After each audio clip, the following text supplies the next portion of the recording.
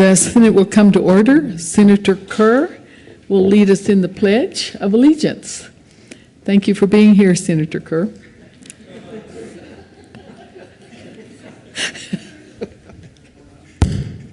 Thank you, Madam President. Guests and colleagues, please join me in the Pledge of Allegiance. I pledge allegiance to the flag of the United States of America and to the republic for which it stands, one nation under God, indivisible, with liberty and justice for all. Thank you.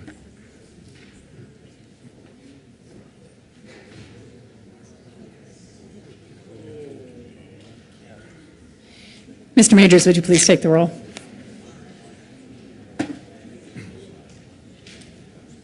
Aguilar, Balmer, Baumgardner, Excused? Brophy, Cadman, Crowder, Grantham, Guzman, Harvey, Heath, Herpin, Hill, Hodge, John, Johnston. Excused? Or not, he's here. Jones, Kafalis, Kerr, King, Lambert, Lundberg, Marble, Newell, Nicholson, Renfro, Rivera, Roberts, Scheffel, Schwartz, Stedman,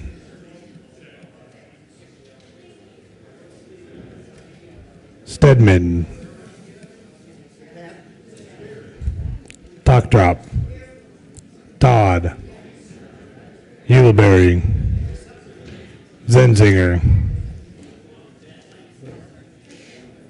Baumgardner. Madam President. Here. With 35 ayes, 35 present, 0 absent, 0 excused, the Senate has a quorum. Motion to adopt the journal, Senator Rivera.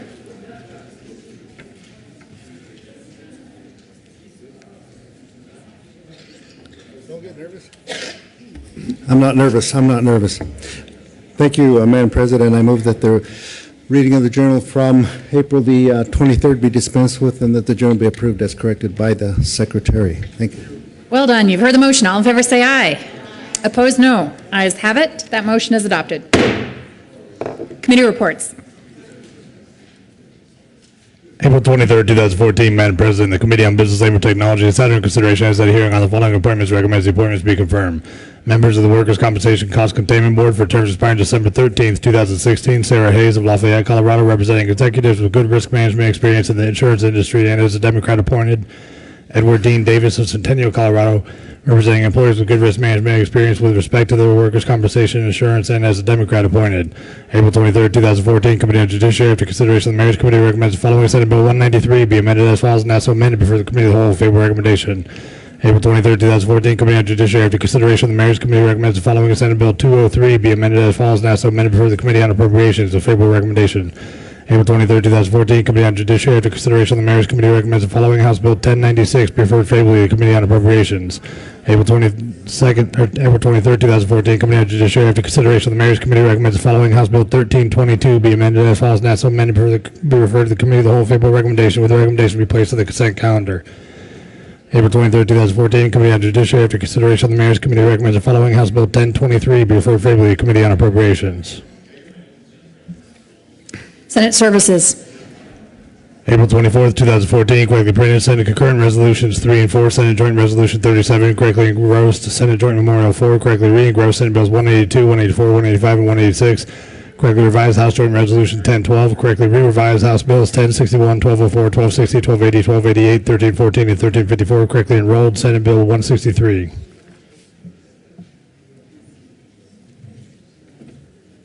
Mr. Majority Leader. Thank you, Madam President. I move we proceed out of order to consider Senate Joint Resolution 34. You've heard the motion. All in favor say aye. All opposed, no. Ayes have it. We will proceed out of order to take up Senate Joint Resolution 34. Mr. Majors, would you please read the title to Senate Joint Resolution 34? Senate Joint Resolution 34 by Senator Toctrop and Representative Moreno concerning the Colorado Day of Remembrance of the Armenian Genocide on April 24th, 2014. Senator Toctrop. Thank you, Madam President. I move SJR 34 and ask that it be read at length. Mr. Majors, would you please read Senate Joint Resolution 34 at length? And members, if we could have your attention. Whereas, this year marks the 99th anniversary of the first genocide of the 20th century, the Armenian Genocide, when 1.5 million men, women, and children of Armenian descent were victims of a brutal genocide perpetrated by the Turkish Ottoman Empire from 1915 to 1923. And whereas, as a result, there are fewer than 75,000 indigenous Armenians living within the borders of modern Turkey today. And whereas the former United States ambassador to the Ottoman Empire, Henry Morgenthau Sr., stated in 1915, "Whatever crimes the most perverted instincts of the human mind can devise, and whatever refinements of persecutions and injustice the most debased imagination can conceive, became the daily misfortunes of this devoted people." And whereas the killing of the Armenian people was followed by the systematic destruction of churches, schools, libraries, treasures of art, and cultural monuments that continues to this day in an attempt to eliminate all traces of a noble civilization with a history of more than 3,000 years. And whereas Colorado newspapers widely reported the extermination of the Armenian people and Colorado communities generously raised funds to assist the survivors, known at that time as the Starving Armenians, as illustrated in the January 16, 1919 Denver Post front page story titled "Campaign for Armenian Relief is Making Splendid Headway," and a July 30th, 1922 Denver Post front page story titled $60 million from U.S. Keeps Armenians from Extinction. And whereas in 2009, the New York Times reported on an official Ottoman document revealing that 972,000 Armenians disappeared from population records within 1 year between 1915 and 1916. And whereas, despite overwhelming evidence, modern Turkey continues to deny the facts of the genocide, honor the perpetrators of that crime against humanity as national heroes, and persecute its citizens who acknowledge or even allude to the Armenian genocide. And whereas each April, Armenians throughout the world honor their martyrs and commemorate the Armenian genocide, a term first used by Raphael Lemkin, the legal scholar who coined the word genocide and drafted the United Nations Convention on the Prevention and Punishment of the Crime of Genocide, explaining on CBS television in 1949 that he became interested in genocide because it happened to the Armenians and their criminals were not punished. And whereas we commend Armenians of Colorado, Inc., the Colorado Coalition of Genocide Awareness and Action, and other human rights organizations for their ongoing efforts to bring awareness and to educate the community, including our youth, about the Armenian genocide. And whereas we commend the growing number of Turkish citizens, including academics, writers, journalists, and municipal officials in Diyarbakir, Turkey, who challenge the national government's official account of history amid threats of prosecution and imprisonment. Now, therefore, be it resolved by the Senate of the 69th General Assembly of the State of Colorado, the House of Representatives concurring herein, that we pause in our deliberations to commemorate the 99th anniversary of the Armenian Genocide, which will be formally recognized at a memorial service at 2 p.m. on Sunday, April 27, 2014, at the Armenian Garden located in the northeast quadrant on the state capitol grounds. That we, the members of the General Assembly, hereby acknowledge April 24th, 2014, and April 24th of each year thereafter as Colorado Day of Remembrance of the Armenian Genocide, and that we ask the government of Turkey to honor its obligations under international treaties and human rights law to return all that has been confiscated and to compensate for all destroyed Christian properties and sacred sites, allow for the reconstruction and preservation of these properties, and allow the Christian minorities to practice and teach their religion as requested by Congressional House Resolution 306, overwhelmingly adopted in December of 2011.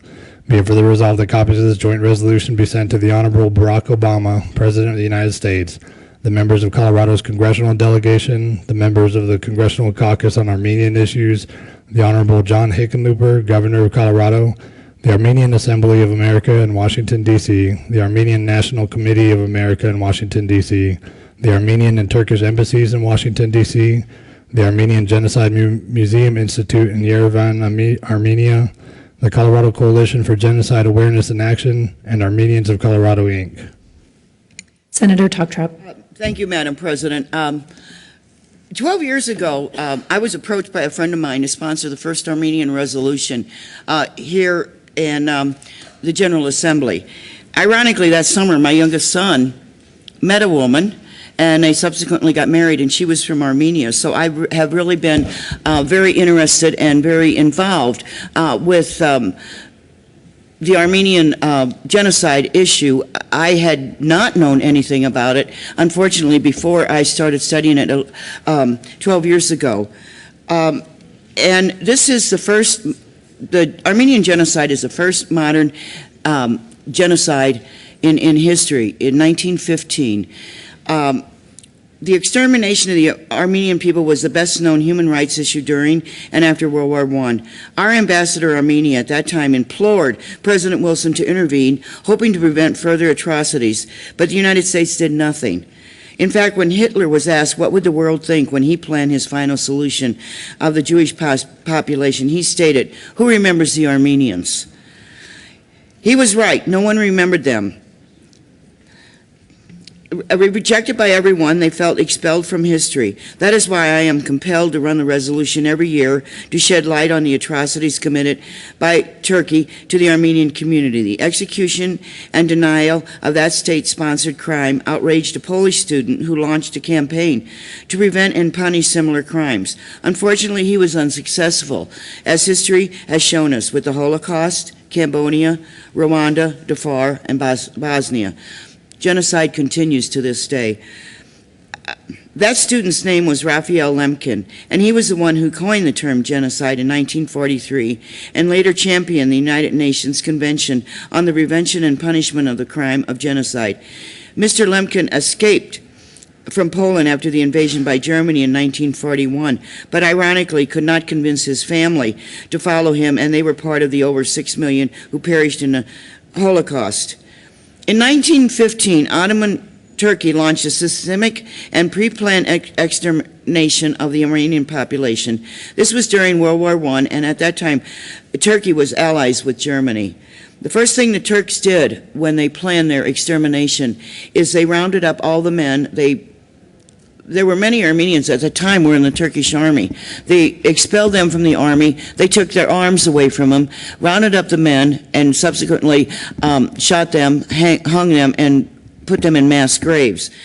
Rounded up all the women. The young women were tattooed on their faces, and then they were put in harems to be used by the Turks. And I won't even go into details what we're talking about when we say be used by the Turks. I think your imagination will let you know what that's about.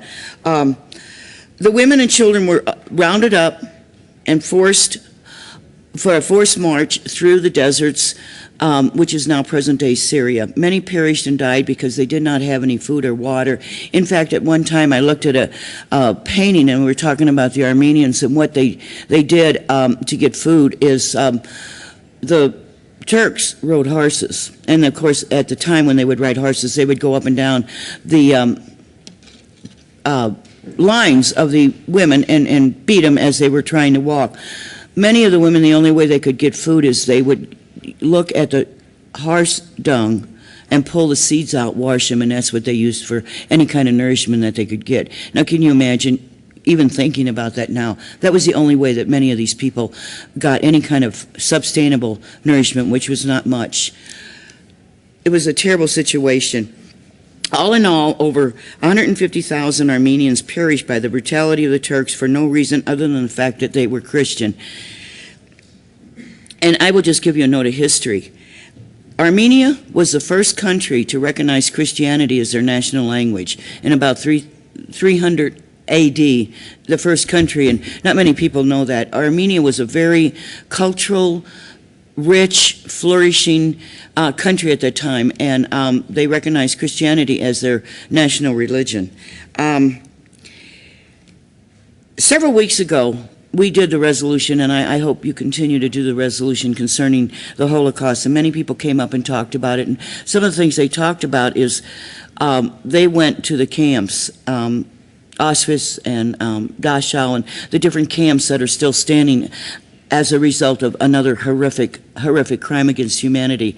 What is really unfortunate, there's no place for anybody to go and honor the Armenians, because mass graves in Turkey, and I'm sure that you couldn't find them, and because of the fact that many of the folks, women and children in particular, perished in the desert. There is no monument like the camps to recognize them, but there is a monument in Yerevan, Armenia, which I had the privilege of visiting, and it just gives you a sense of, it's just hard to describe. It's the same thing a person feels if they go to the Holocaust Museum in D.C. or if they go to Israel, to any of those museums. What they have, it sits on a hill. The memorial sits on a hill in Yerevan, and they have a very pretty garden, and many people that come there plant trees, and you walk along and you see trees that were planted, and many dignitaries from around the world have planted the tree. Unfortunately, I did not get a chance to plant a tree there, but the one thing I found when I was there, and this was, I think, in 2009 or 11, I'm not sure, but there were, they had many of the resolutions from other states, but we did not have a resolution from Colorado, and that's why I've asked ever since then that we make sure that this resolution goes to the Genocide Museum in Yerevan, so when the people visit it, they know that Colorado recognizes the fact that the genocide occurred against the Armenians.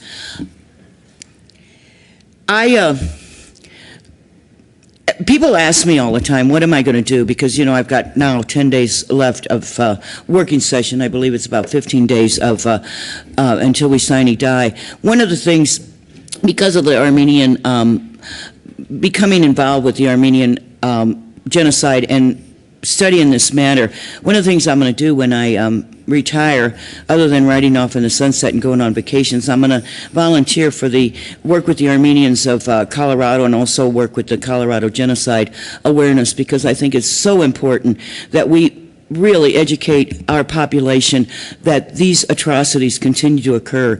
And if we don't educate people, it's going to continue. And I feel like I can do my small bit by helping the Armenians of Colorado and the Colorado Genocide Awareness to educate people. I thought at one time, I gave it maybe a minute thought, because this is the 99th commemoration of the genocide. Next year is going to be the 100th commemoration, and of course I won't be in the General Assembly, but I did think for a minute about running for the House.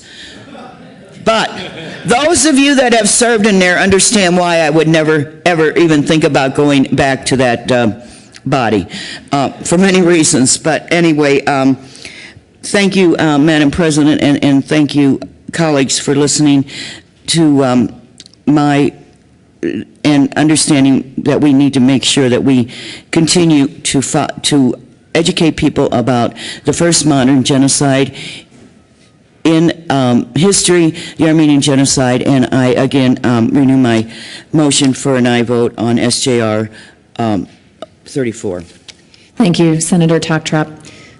Mr. Majority Leader. Thank you, Madam President, and Senator Toktrov, thank you again for doing this. I haven't been here for all the 12 years with you, but I've been the last 6, and have had the privilege of speaking with you on this resolution. I won't go and tell the same stories that I've told the last 5 years, but I think most of you know I grew up in Racine, Wisconsin from the 5th grade through 12th grade, and there was a very large Armenian population in Racine, and a number of my classmates were Armenian, to include our class president, Jack Darosipyan, who was a great friend of mine and a wonderful human being. And it's interesting, we never discussed any of this. It was the 50s. I don't know. We just didn't get involved as young people. And it was only as I became an adult that I really realized all of this history. And it's a privilege every year to see so many of our friends here, and I know you're going to have them stand up before we finish. But it makes me rethink so many things every year, and I appreciate the opportunity to do that and to really appreciate all of the things that we've gone through, and to renew our vows to never, ever let these types of things happen again. So thank you for bringing this resolution. It's a privilege for me to speak on its behalf. Madam President Pro Tem. Thank you, Madam President. Senator Totrop mentioned a while ago that one of the differences in this genocide is that there are no physical monuments to really speak of, to go and touch or see. And when there are no physical monuments, it's even more important that we have moments like this so that we can carry the thoughts in our hearts and to embrace the intellect of what really occurred. I want to thank Senator Totrop for being ever faithful to this memorial, this remembrance, because it is when we remember that we do justice to those who were treated wrongly. There are some friends here today, and some who are actual survivors. And it must be hard for you as a survivor to be here, as it was for those who survived the issues in Auschwitz and so forth. I think about how hard it is for you to do this and to hear these stories. But yet, it is your faith that the world can and should be better, and that it is in the history of these happenings that we build a better world. How strong of you to be here, to hear these words, to hear the stories, to hear the description that are so hard to hear, the taking of the arms, the chopping up of the bodies. How hard that must be for you to hear. But those are why you are people of courage, and why your people and your country and your history will survive forever and ever. It is when that history, the right history, is told that justice and transformation come about. For the Armenian people, those I know who witnessed and are survivors or victims of survivors, have overcome these injustices, but never left. The scars are still there, but even with the scars, have become outstanding composers of music, outstanding artists and writers of our generation, but most of all, faithful Americans who share their belief in justice, freedom, and liberty. May all of those who vanished from this earth in the wrong way rest in peace forever. Thank you. Senator Lumberg.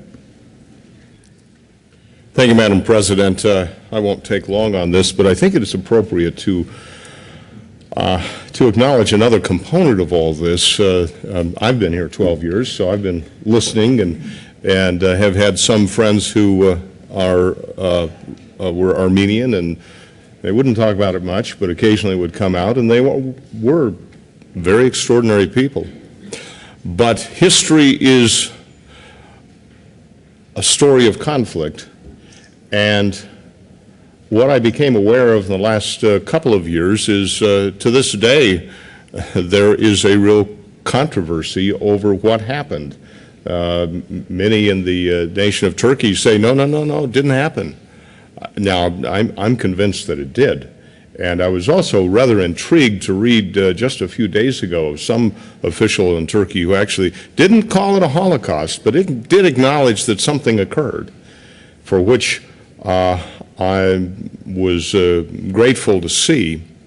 But as we pass this resolution, and I trust we will, recognize that it's not just a foregone conclusion, and do your research in these issues and make sure that you know what you're voting on. As I say, I'm voting yes, and I'm well aware that it's like the Holocaust. There are some that try to deny that as well. And yet, so it's not just a perfunctory thing we do as kind of a statement of support for great suffering that has occurred, but it's also a statement of clarity and a statement of what shouldn't be, despite the fact that some may still be of the mind that it either didn't happen or maybe it could again. The question before the body is the adoption of Senate Joint Resolution 34. Senator Talktrap. Roll call, and I ask the chimes be rung. A roll call vote has been requested. Mr. Majors, would you please poll the senators? Aguilar. Aye. Aguilar, aye. Balmer.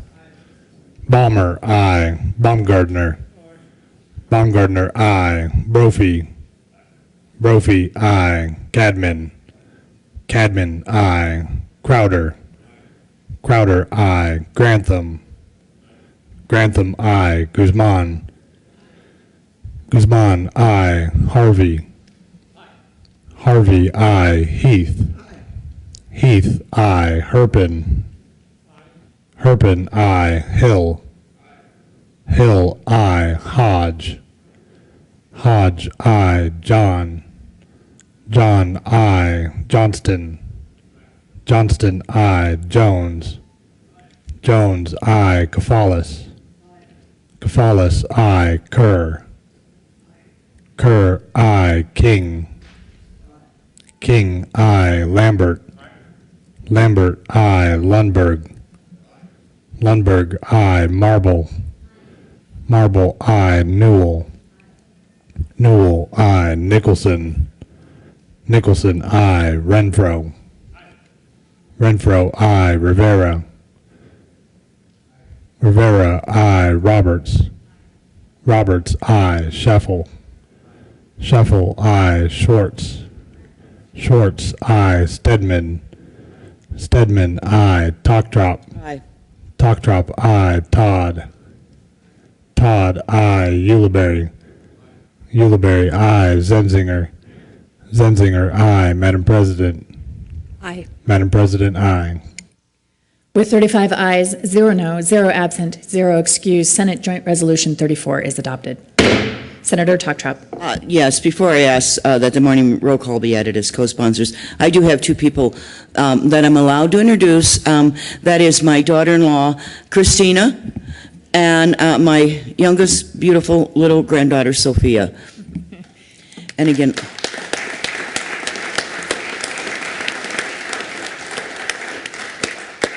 Senator Talktrap. thank you, and I ask morning roll call be added as co-sponsors. Any objection?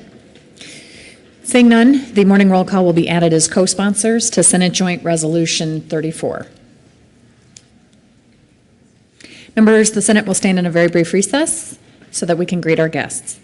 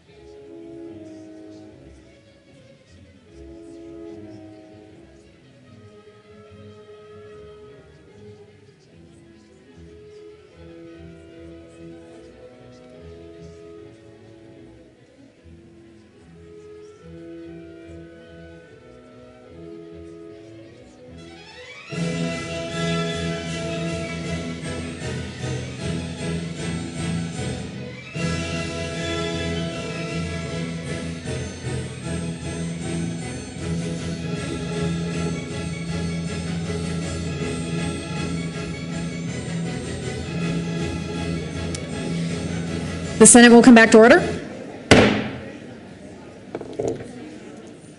Mr. Majority Leader. Thank you, Madam President.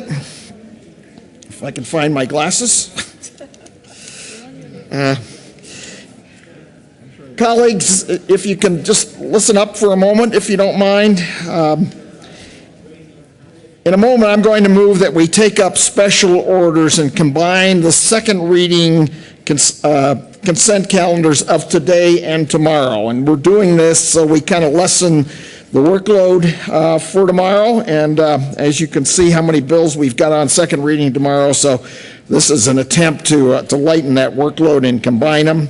So with that, Madam President, I move that the Senate take up House Bills 1347, 1344, and 1266, along with Senate Bills 194 and 188, and House Bills 1199, 1162, 1144, 1287, and 1335 on special order second reading of bills consent calendar at the hour of 9:50. The motion is that the Senate take up House Bills 1347, 1344, and 1266, along with Senate Bills 194 and 188, House Bills 1199, 1162, 1144, 1287, and House Bills 1335 on special order second reading of bills consent calendar at the hour of 9:50. This motion requires 2/3 vote. All of those in favor say aye. Aye. Opposed, no. The ayes have it, and that motion is adopted. The Senate will take up those bills on special orders second reading consent calendar at the hour of 9:50. The Senate will stand in a brief recess to allow the special orders calendar to be prepared and distributed.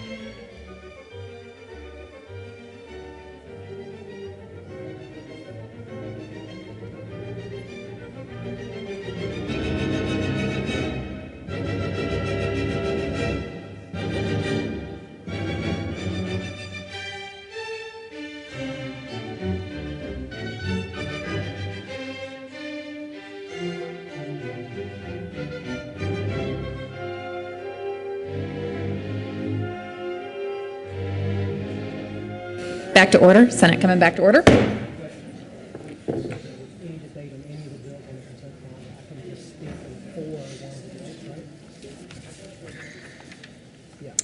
Special orders, second reading of bills, consent calendar, Senator Hodge.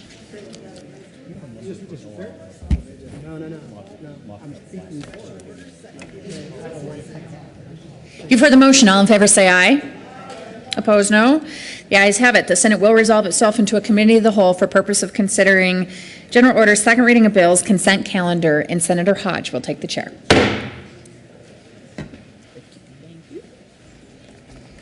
The committee will come to order. The court rule is relaxed. Mr. Majors, would you please read all of the bills on the special order, second reading of bills, consent calendar? House Bill 1347 by Representative Corr and Senator Newell concerning statutorily established time periods that are multiples of 7 days. House Bill 1344 by Representative Rosenthal and Senator Toptrop concerning the use of electronic means to document transactions related to the business of insurance. House Bill 1266 by Representatives McCain and Gardner, Senators Newell and King concerning the penalties for certain value-based offenses and in connection therewith reducing an appropriation. Senate Bill 194 by Senator Stedman and Representative May and Giroux concerning the issuance of identification documents by the Department of Revenue. Senate Bills 188 by Senator Schwartz and Baumgartner and Representatives Fisher and Rankin concerning measures to effectuate the conservation of native species in Colorado in connection therewith making appropriations from the Species Conservation Trust Fund for purposes recommended by the Department of Natural Resources. House Bill 1199 by Representative Williams and Senators John and Balmer concerning changes to the regulation of consumer goods service contracts and in connection therewith making and reducing appropriations. House Bill 1162 by Representative Landgraf and Senator Carroll concerning protection of the victim of a sexual assault in cases where a child was conceived as a result of the sexual assault and in connection therewith making legislative changes in response to the study by and the report of the recommendations from the Task Force on Children Conceived Through Rape. House Bill 1144 by Representative Gardner and Senator Johnston concerning measures to improve the performance of district attorneys and in connection therewith making and reducing appropriations. House Bill 1287 by Representative Young and Senators Nicholson and Lambert concerning the use of monies in the Public School Capital Construction Assistance Fund to provide emergency financial assistance to public school facilities that are damaged in a declared disaster emergency. House Bill 1335 by Representative Moreno and Senator Jones concerning campaign contribution limits that are applicable to candidate committees for candidates who are not affiliated with a major political party. Mr. Majority Leader.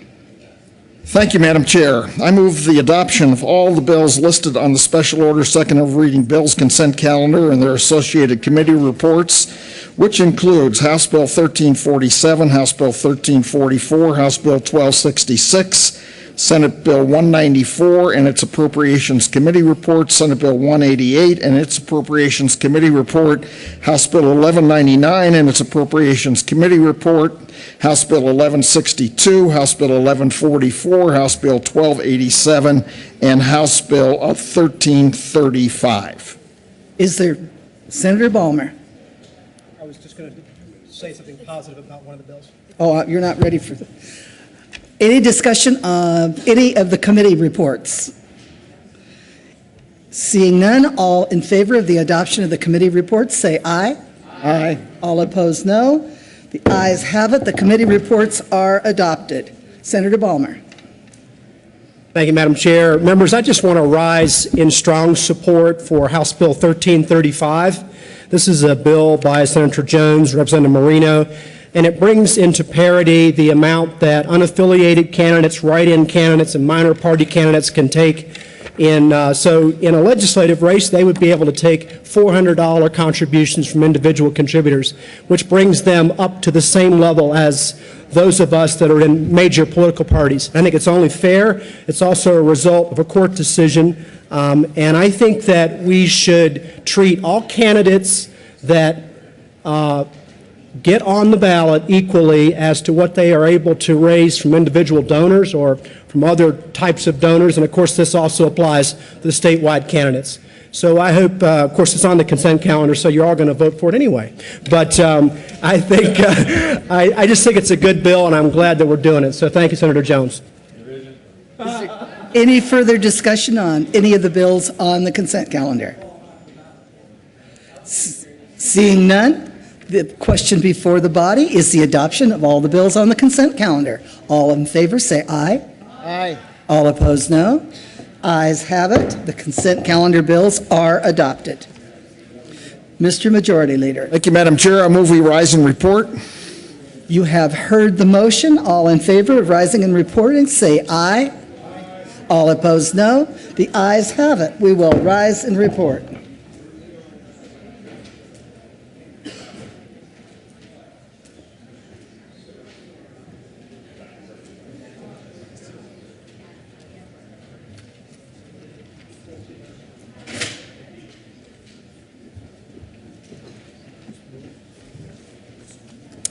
The Senate will come back to order. Senator Hodge. Thank you, Madam President. We have had a number of bills under consideration. Mr. Majors, would you please read the report? The printer is slower than Mr. Majors.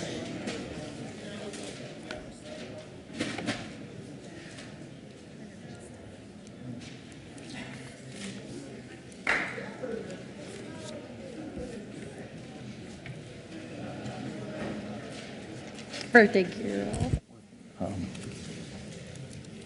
I'm going to move. April 24th, 2014, Madam President, your committee of the whole basic reports out of consideration the following task bills being second reading thereof makes following recommendations thereon. Senate Bill 194 is amended. Senate Bill 188 is amended. Passed on second reading in order and gross place the counter for third reading and final passage. House Bill 1347, House Bill 1344, House Bill 1266, House Bill 1199 is amended. House Bill 1162, House Bill 1144, House Bill 1287, House Bill 1335. Passed on second reading in order. Revised place the counter for third reading and final passage.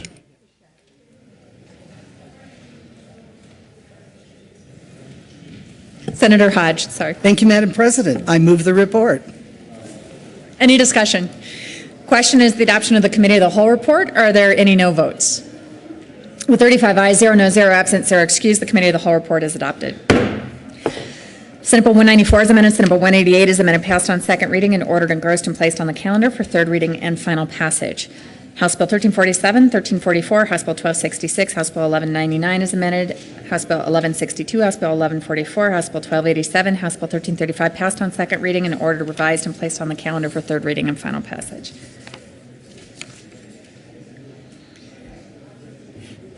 General orders, second reading of bills. Senator Hodge.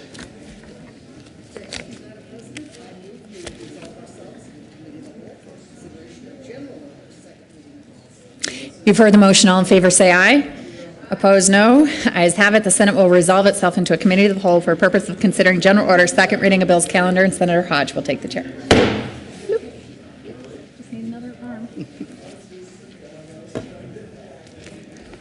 The committee will come to order. The court rule is relaxed. Mr. Majority Leader. Thank you, Madam Chair. Colleagues, just to give you a quick heads up, as was mentioned earlier in the week, we're going to hear Senate bills on second reading before we hear House bills because we need to get them over to the House and only those Senate bills that are ready. So in a second, I'm going to move that we move Senate Bill 3, 176, 187, and 164 to the top of the order. So we will be taking them up in that order. So, Madam Chair, I will move that we move Senate Bill 3, 176, 187, 164 to the top of the list, general order second reading of bills. The motion is that we move Senate Bills 3, 176, 187, and 164 to the top of the general order second reading of bills list. All in favor say aye. Aye. All opposed, no. The ayes have it. Those bills will be heard first. Mr. Majors, would you please read the title to Senate Bill 3? Senate Bill 3 by Senator Nicholson and Representative Pedersen concerning child care assistance for working families. Senator Nicholson.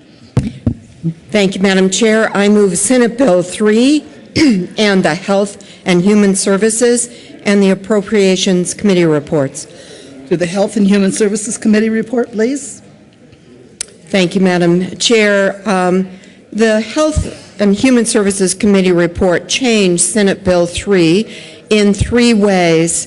The committee report reflects the adoption of a strike below, which focused Senate Bill 3 entirely on the cliff effect pilot program. So currently, Senate Bill 3 now only is focused on the cliff effect pilot program. The second change was to require the State Department to reimburse counties for their administrative costs, and the third was to describe components in the required Department of Human Services report. Is there any discussion on the Health and Human Services Committee report? Seeing none, all those in favor of adopting the Health and Human Services Committee report, please say aye. All opposed, no. The ayes have it. The Health and Human Services Committee report is adopted. To the Appropriations Committee report. Thank you, Madam Chair. The Appropriations Committee report allocated $1.2 million for the Child Care Assistance Cliff Effect pilot program. Any discussion on the Appropriations Committee report? Seeing none, question before the body is the adoption of the Appropriations Committee report. All in favor say aye. Aye. All opposed, no. The Appropriations Committee report is adopted. There is an amendment on the desk. Mr. Majors, please read L006. Amendment L006, Senate Bill 3. Senator Nicholson. Thank you, Madam Chair. L006 is a technical amendment. It, for example, strikes 14, the year of this bill is being offered, and substitutes 14003, simply a technical amendment to help us understand the number of this particular bill. Could you move the amendment, please? Apologize, Madam Chair. I move L006.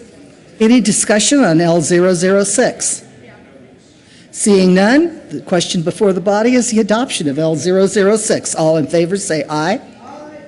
All opposed, no. The aye has it. L006 is adopted. To the bill, please. Thank you, Madam Chair. The purpose of Senate Bill 3 is to encourage parents to continue to work toward self-sufficiency at the same time their very young children, 3 years of age or younger, have consistent access to high-quality, affordable care. Any discussion on Senate Bill 3? Senator Lundberg. Thank you, Madam Chair. I opposed this in committee because the concern I have is that we do have a problem with child care in the state of Colorado. The cost of child care is extremely high, and everything we do around here seems to drive that cost higher and higher, and so the only way solutions come to address the issue is to subsidize it more and more, and that's really what this bill does. I was also a bit confused because it's supposed to address the cliff effect, which means, you know, the support is for certain income levels, and then when you cross that final threshold, boom, you don't get any support. And yet, when at least one expert got up there and talked, the support diminishes as you get closer and closer to that income point. So the cliff effect is actually, according to one expert that we heard in committee, already addressed. In fact, what this bill does is it doesn't address the cliff effect. What it does is it extends that cliff out further into a higher and higher income brackets for support, for child care. And we're not talking about somebody at federal poverty level. No, counties determine which level they're going to operate under, but many counties say it's 185% or 225% of federal poverty level, and if it's a family of two parents and 3 or 4 kids, we are talking about fairly substantial middle income levels that the state is stepping up to the plate and saying, well, look, we'll underwrite this to the tune of several $1,000s per child. That's the current system. This bill expands that. It creates a pilot program, so it doesn't do it across the board, but it says to counties, we'll provide this, over $1 million in additional monies to expand the program even further. That's the wrong direction. The more you subsidize it, actually it's an economic factor, the higher the costs go, But there's another way to address this, which we should be, which is let's figure out ways to lower the cost, the actual cost, the actual, let's take the mandates away that drive the cost so high. I fundamentally disagree with the sponsor on how that should, how we should address this, because we've made child care too expensive in Colorado, and now we're trying to undo our what I would call errors by subsidizing it even more. Senate Bill 3 is not the answer. It should be defeated. Senator Nicholson. Thank you, Madam Chair. One of the goals of this particular bill is to try to learn from the pilot programs whether or not we can help families reach self-sufficiency if we can keep them on the program and be able to extend their ability to use this benefit beyond the current threshold that's established by each county. One of the important points I think everyone needs to understand before voting on this is that not all counties have chosen the same threshold for creating a time when people are no longer eligible to be on the program. For those counties that are below 225% of the poverty level, we wanted to provide this incentive to see if those families indeed could stay on the program toward 225% and because of that become self-sufficient. Senator Kafalas.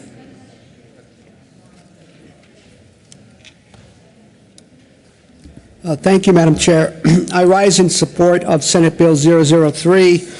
And regarding the matter of addressing child care costs, I think we're all in agreement that we need to have a better understanding of why Colorado ranks in the top tier as far as the expense of child care costs. And it is my understanding that there are a number of organizations that have undertaken research, and we should have the results of that research, I believe, sometime during the interim, which will help inform us about this critical issue of child care, affordable and quality child care. So there is an effort to better understand what are the contributing factors to the high cost of child care in the state of Colorado. With regard to 003, as has been stated, it is indeed, with the amendments, a pilot program basically helping to put some teeth into a bill that we passed back in 2012. It allows up to 10 counties to participate, and it's trying to identify best practices to address the so-called cliff effect. And again, this is not a handout, but this is basically acknowledging that there are families out there, whether they're two-parent households or single-parent households, that when they reach a certain income level, they're doing well in their jobs, they're advancing, they're trying to go through the career ladder, but because child care is so expensive, they're still getting cost sharing from the state through the CCAP program, but when they reach a certain level, rather than gradually coming off, as has been stated, they just get sort of pushed off the cliff, and ultimately they have to make hard decisions about whether or not to accept raises and continue up the career ladder or lose child care assistance. So in Larimer County, for example, you have at 130% of the federal poverty level for a family of four, we're talking about $30,000 a year adjusted gross income. And so all we're trying to say is that you allow a county to participate voluntarily to determine what would help these families, rather than being pushed off the cliff, to kind of transition so that they can accept the raises, still pay into the system, their share goes up, it's a cost-sharing model, and ultimately give them, whether it's 6 months or 2 years of transition time, to better stabilize and have greater economic security. And for those reasons, I believe Senate Bill 003 merits your support. Thank you. Senator Hill.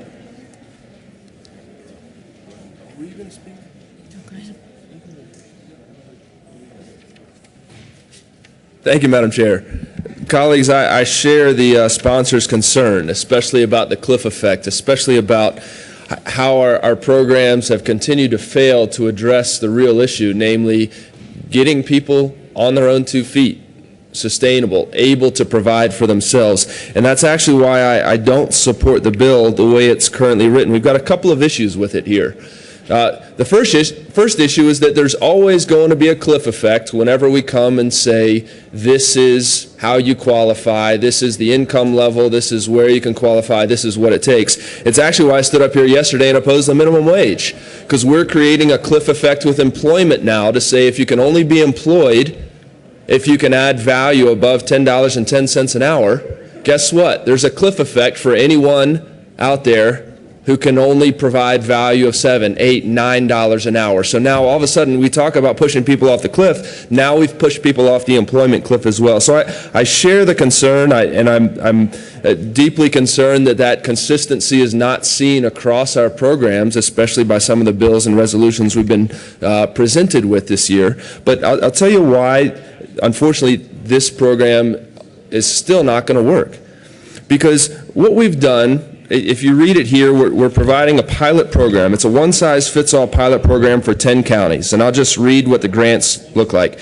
While the exact county participation is not known, it provides up to 500 children estimated in 10 counties as a reasonable number to meet these goals. Each child served is assumed to receive 75 days of care per year at a cost of $32 a day. Thus, $1.2 million is required annually to provide grants to participating counties to cover these pilot program costs. Colleagues, $32 a day for 75 days for child care subsidies is not the difference between poverty and self-sufficiency.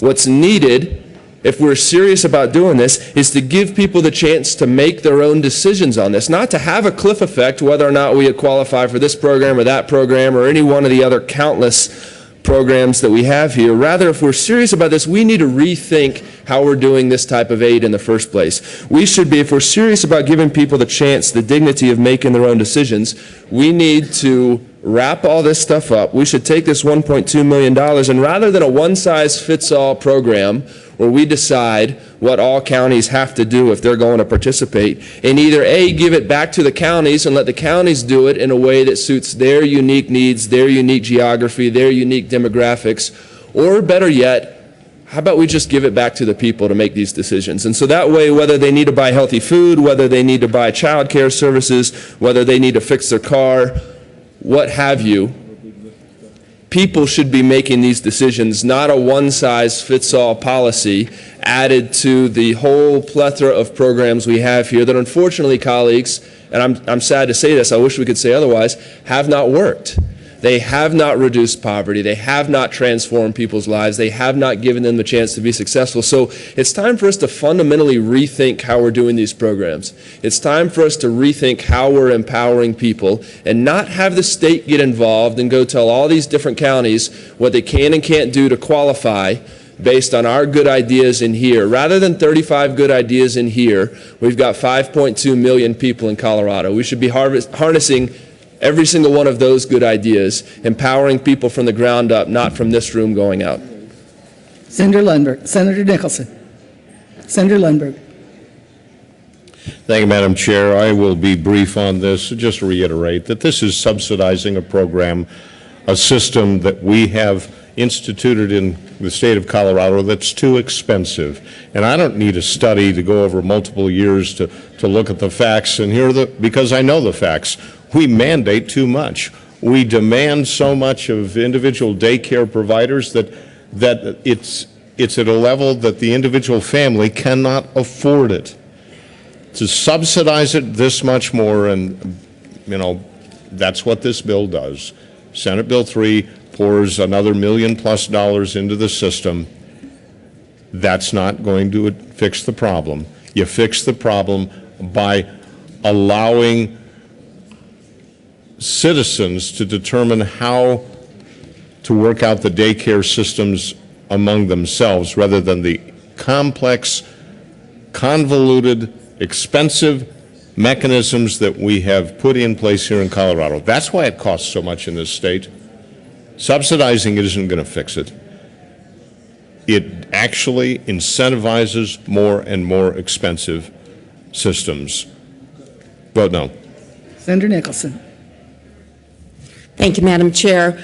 I wanted to underline a point that I made earlier, that this is not only about promoting self-sufficiency, which I think we all agree is so important, but it is also to assure that our very young children, 3 years of age and younger, have consistent access to high-quality care. We know from many studies that children who have the same caregiver day after day do much better as they mature than children who are shifted from one caregiver to another caregiver to another caregiver simply because the family has difficulties accessing consistent child care. So this is something that provides a benefit to two generations, not only the parents to reach self-sufficiency, but for their children who are in child care as well. Senator Lambert. Thank you, Madam Chair. And I agree with one of the previous speakers here, Speaker from Berthoud, Senator from Berthoud, that we're going in the wrong direction on our public policy about child care. Now, the President of the Senate had sent a letter over to the Joint Budget Committee this year establishing lowering the cost of child care as a priority that she wanted us to look at. And members, in my opinion, we just ignored that. We're putting more money into this division. Matter of fact, this division, it's about $83 million a year in the Division of Child Care. Most of it's pass-through money that goes to the counties to run their programs. But one of the things I've kept bringing up as an issue of public policy is the enforcement of our existing regulations. Currently, there's so many unlicensed child care providers in the state that the actual ones that are licensed is a very, very small amount. And I can't remember exactly what it was, Madam Chair. I think it was less than 20% are actually licensed. And yet the department says they have the responsibilities. It says here in our background briefings here for the Budget Committee from our well-qualified staff, specialists are also to investigate reports of unlicensed facilities of the state. We know there are thousands of unlicensed facilities in the state. And as I recall, we only authorized $10,000 or $20,000 for enforcement of the tremendous number of regulations we have in the state, and yet we wonder why child care costs are going up. If we have a regulation, why are we not enforcing it? Why shouldn't some money, a little bit of money, go to the enforcement of the existing regulations of the department?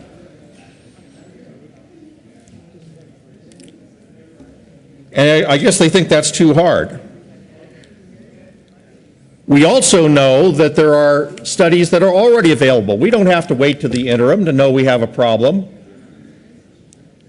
In the President's letter to the JBC said we are the 5th highest cost of child care in the country. And I think that's low. The reports I've seen says we're number 2, and I think that was from the Pew Foundation, as I recall.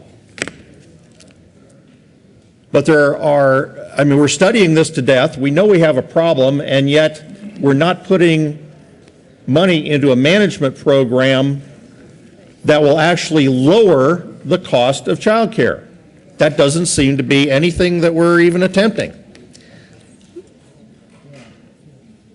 As far as the cliff effect goes, same thing. We just established a cliff effect so the next year we can come out and say, well, we got a cliff effect problem. Let's apply some more money, so we're addressing the cliff effect, and then we create a new cliff effect. I mean, this goes on and on. I'd ask for a no vote on Senate Bill 3. Question before the body is the adoption of Senate Bill 3. All in favor, say aye. Aye. All opposed, no. The ayes have it. Senate Bill 3 is adopted. Mr. Majors, would you please read the title to Senate Bill 176? Senate Bill 176 by Senator Johnston and Representatives Murray and Corder concerning crimes related to entities that trade in stolen vehicles. Senator Johnston. Thank you, Madam Chair. I move Senate Bill 176 on second reading, and I move the Judiciary Committee report. There is no Judiciary Committee report, but I would take the appropriations one. Thank you. Thank you, Madam Chair. That's what I meant. I move the Appropriations Committee report. To the report. Thank you, Madam Chair. The esteemed Appropriations Committee just added an appropriations clause. Question before the body is the adoption of the Appropriations Committee report. Is there, all in favor say aye. All opposed, no. The Appropriations Committee report has been adopted. To the bill.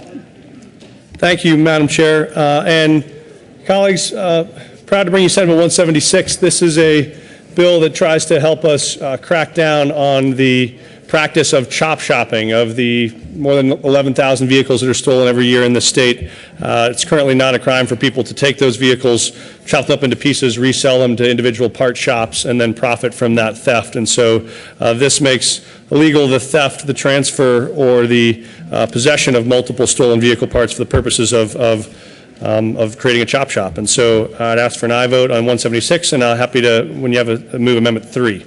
There is an amendment on the desk. Mr. Majors, would you read Amendment 3?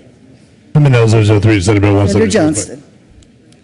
Thank you, Madam Chair. And this is, we worked with some of the folks who are in the repo business that if they have, obviously if you get a vehicle that is stolen and they have to take, someone has to take custody of it, if a tow truck or a repo company has to go and pick up that vehicle and carry it both either to a law enforcement or to an auction site, it obviously protects them from any liability because they are doing lawfully directed business to seize or retain or recycle a stolen vehicle, and so it provides clear protections for those folks. I'd ask for an aye vote. Any discussion on L003? Seeing none, all in favor of L003, say aye. All opposed, no. L003 is adopted. Further discussion on Senate Bill 176. Seeing none, the question before us is the adoption of Senate Bill 176. All in favor say aye. Aye. All opposed, no. The aye has it. Senate Bill 176 is adopted. Mr. Majors, please read the title to Senate Bill 187. Senate Bill 187 by Senators Aguilar and Roberts and Representatives Stevens and Schaefer concerning creation of the Colorado Commission on Affordable Health Care to analyze health care costs in Colorado. Senator Aguilar. Thank you, Madam Chair. And Senator Roberts, whenever she comes in here, I'm sure will join me in moving Senate Bill 187 and the Health Committee report and the Appropriations Committee report. The Health and Human Services Committee report, please. Thank you. We made a couple of language changes to clarify what our goals were in terms of providers and network adequacy, and also being sure that departments knew they could be reimbursed for any actual costs that they incurred. Further discussion on the Health and Human Services Committee report? Seeing none, all in favor say aye. Aye. All opposed, no. The ayes have it. The Health and Human Services Committee report is adopted. To the Appropriations Committee report. Thank you, Madam Chair. And in the Appropriations Committee, we appropriated the funds for this process to occur. Question, any discussion on the Appropriations Committee report? Seeing none, all in favor say aye. Aye. All opposed, no. The Appropriations Committee report is adopted. To the bill. Thank you, Madam Chair. And part of why I'm looking for Senator Roberts is we are going to have some amendments. But let me just tell you that in 187, as many of you know, recent efforts have focused on ensuring Coloradans can purchase health insurance regardless of pre-existing conditions. And despite differences in opinion on whether the method we're using to achieve this goal is appropriate for Colorado, we do all want to be sure that our constituents have medical, that our constituents who have medical needs can afford to get the care that they need.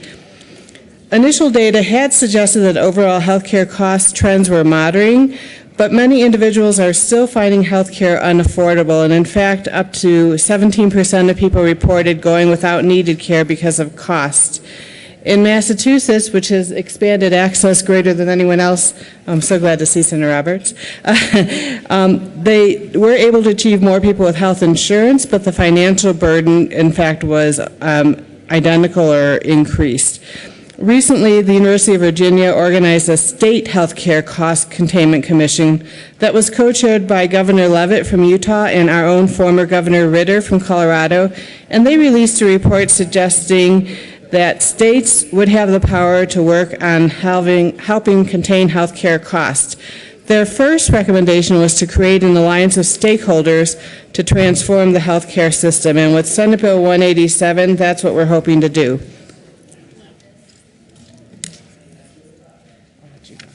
There. Senator Roberts. Thank you, Madam Chair. My apologies, I was off trying to sort the amendments. We've got a few. I was attracted to this bill because I think this is something we should have done long ago. And I think that's the nature sometimes the bipartisan bills. We come at something as seeing it as a good idea, but for very different reasons.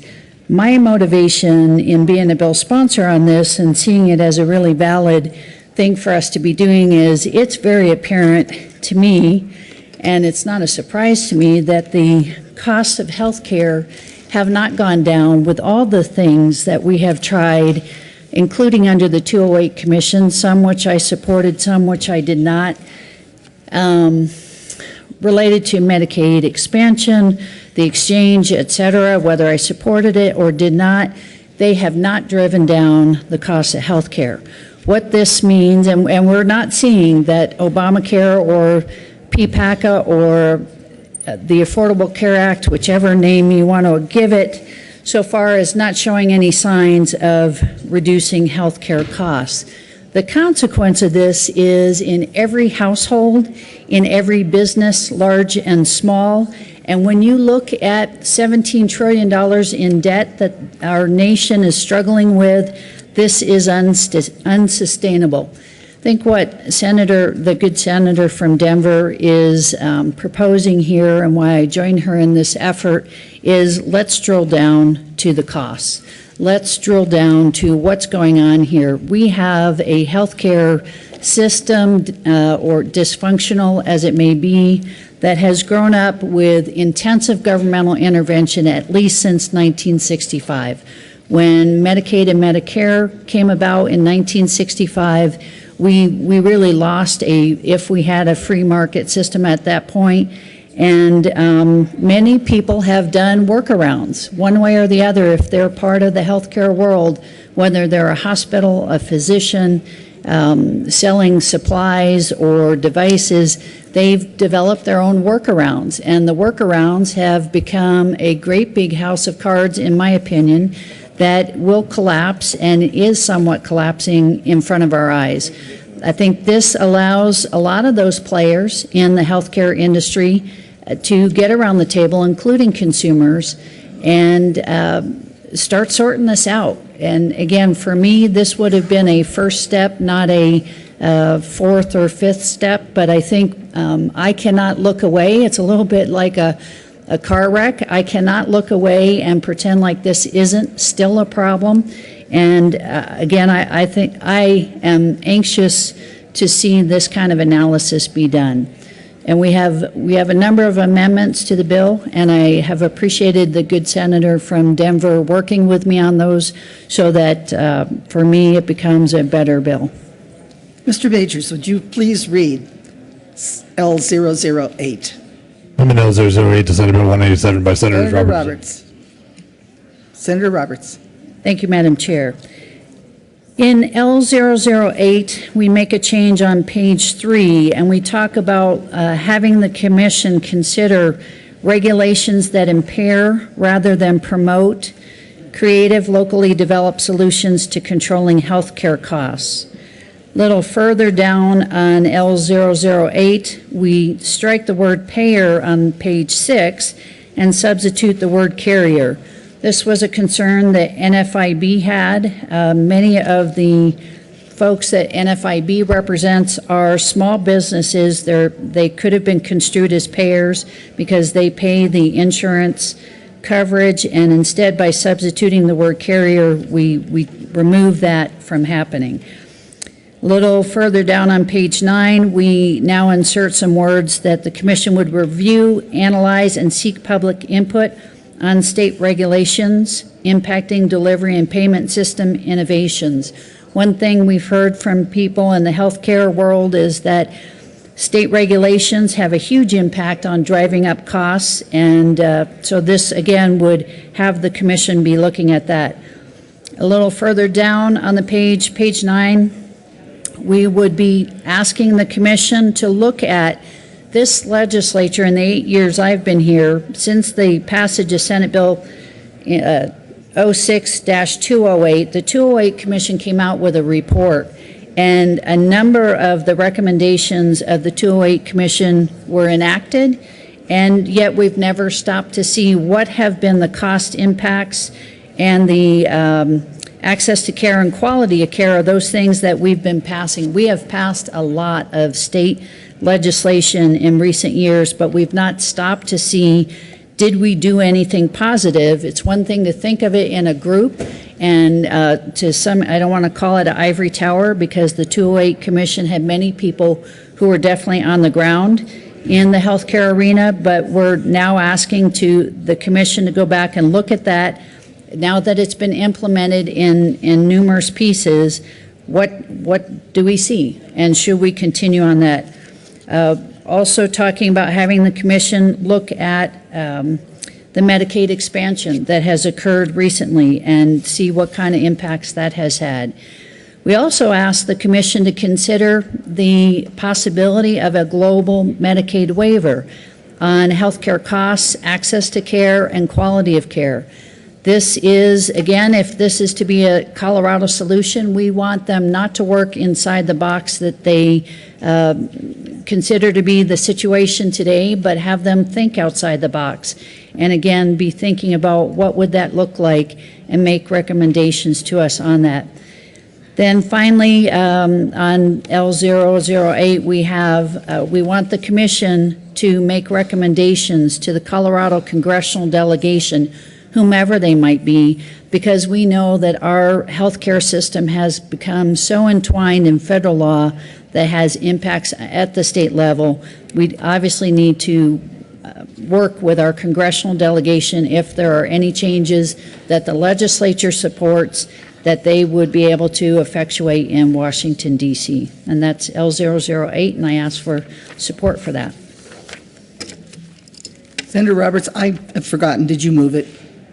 I move L008. Okay, thank you. Any further discussion on L008? Senator Aguilar. Thank you, Madam Chair, and I also ask for support for L008. I am thankful to the business community who have been active participants in this process, and I'm grateful that we found changes that we can make to get them continued to be supportive of this effort. Senator Schwartz.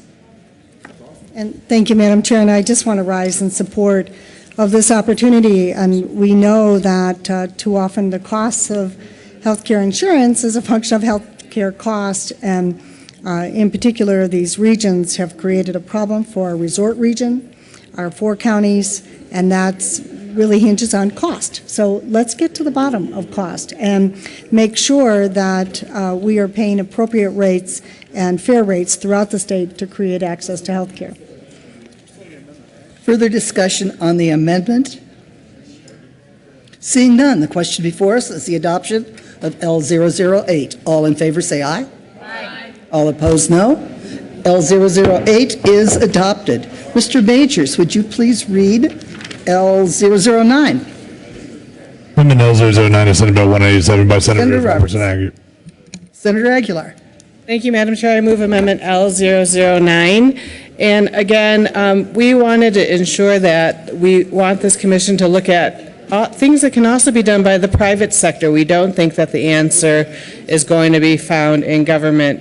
And we want to be sure that we look at market-oriented solutions and that the experts there have experience controlling healthcare costs through market-oriented approaches. Further discussion of L009. Senator Lundberg.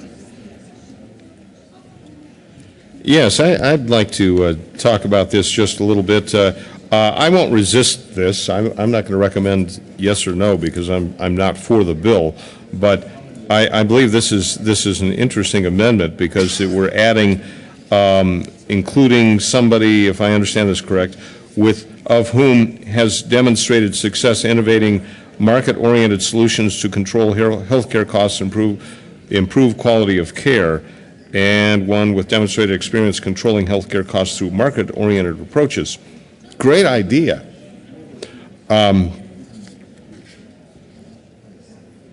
That's the real point, though. Can you find a market-oriented solution in a government-mandated controlled mechanism like healthcare in this state? The amendment's not a bad idea, but I'll wait till we get to the bill to talk about the rest of it. Further discussion on L009. Seeing none, motion before us is the adoption of L009. All in favor say aye. All opposed, no.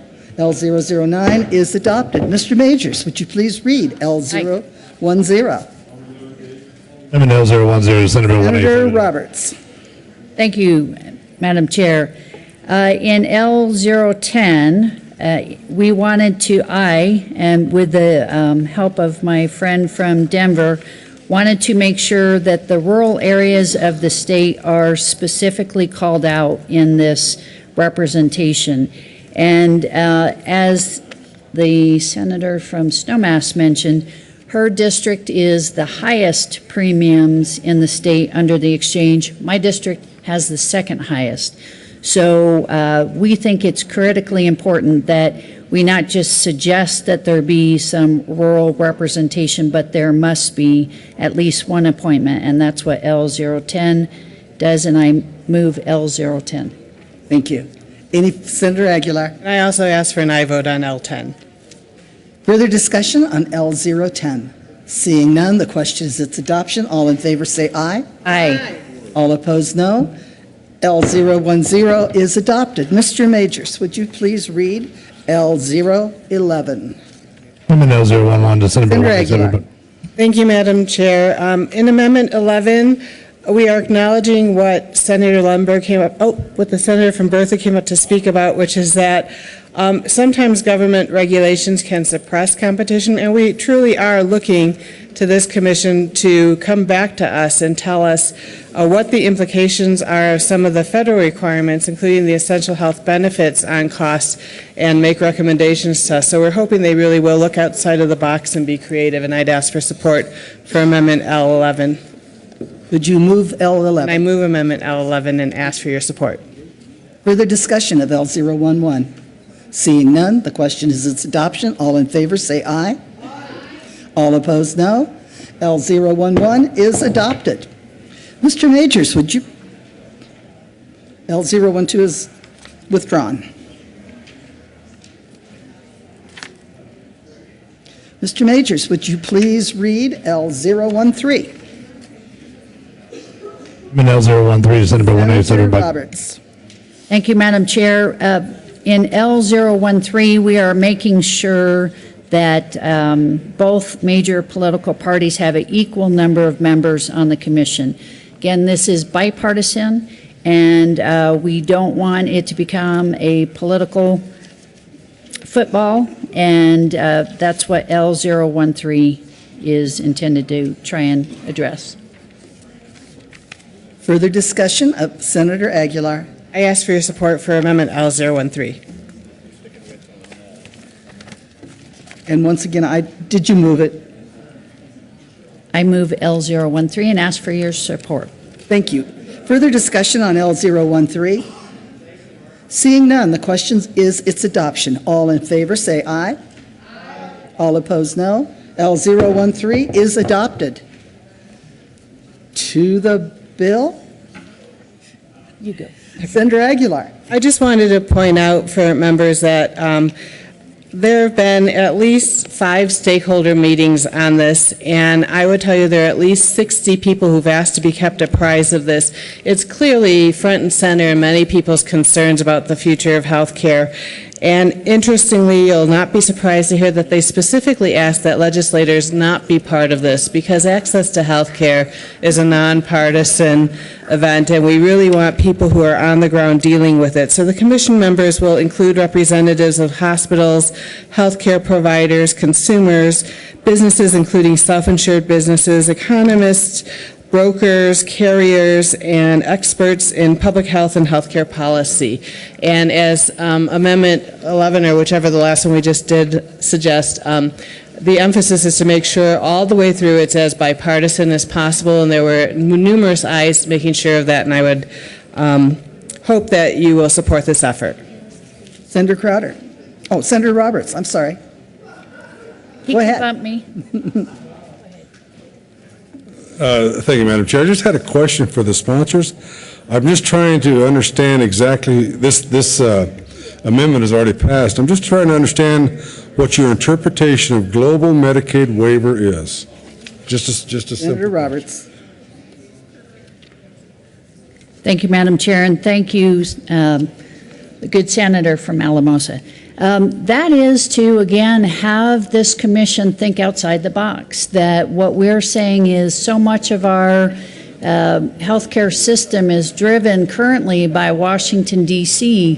What we want them to do, if we're really going to make a difference in costs, we want them not to be ensnared or constrained by the current arrangement. So a global Medicaid waiver would be if we could create a state-run system, healthcare system in Colorado, what would that look like on costs, access, and quality of care delivered? Senator Crowder?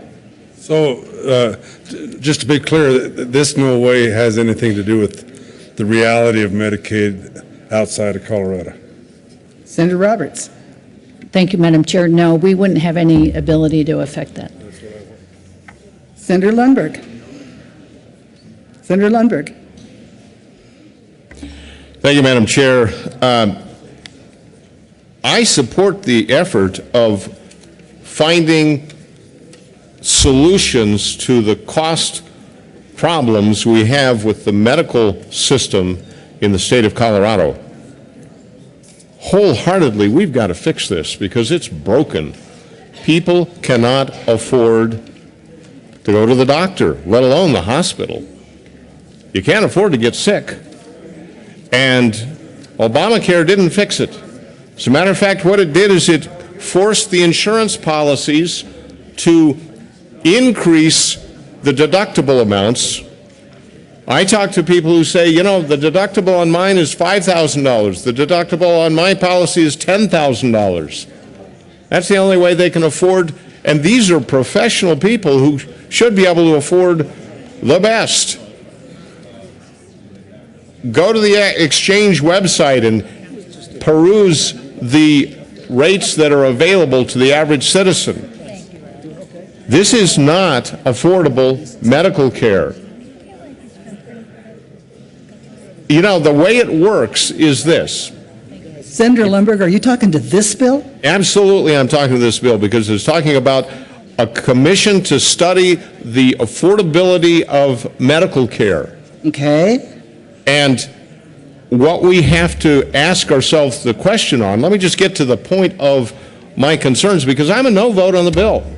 I'm a yes on let's find the solutions that work, but I'm a no because I'm not convinced they're going to do it.